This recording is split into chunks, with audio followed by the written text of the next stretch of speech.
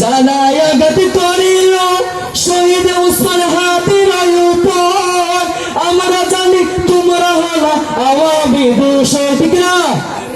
যারা শহীদ উসমান হাদির মতো একজন বিপ্লবী মানুষকে গুলি করে হত্যা করেছে, আমরা নিঃসন্দেহে ধরে নিব তারা আওয়ামী লীগের দোষর, ঠিক না?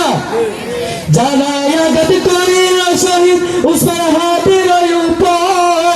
আমরা জানি তোমরা হলো আওয়ামী দোষর। আওয়ামী লীগের পতনে তোদের মাথা ঠিক নাই, আপু মোদির কাছে যাওয়ার তোদের মাথা ঠিক নাই। নতুন ফাঁসিবাদ মুক্ত বাংলাদেশটা চাই, আউল বাউল মুক্ত আমার বাংলাদেশটা চাই। সরকারকে এই আবেদন আমরা জানাই, কোন পাগলে যুব সমাজের পক্ষ থেকে আবেদন জানাই।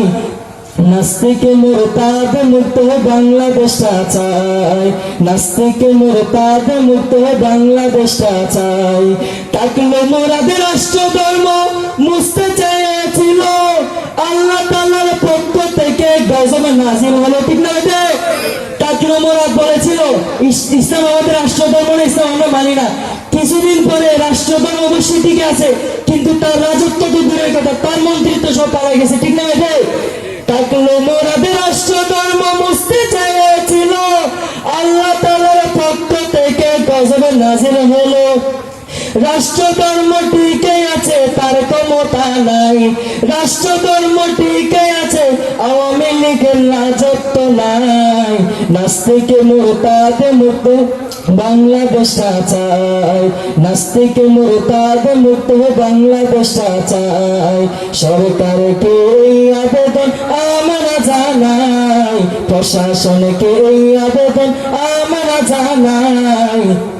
নাস্তিক মুরতাদ মুক্ত বাংলাদেশটা চাই, আওয়ামী লীগ মুক্ত বাংলাদেশটা চাই। সবাই চান?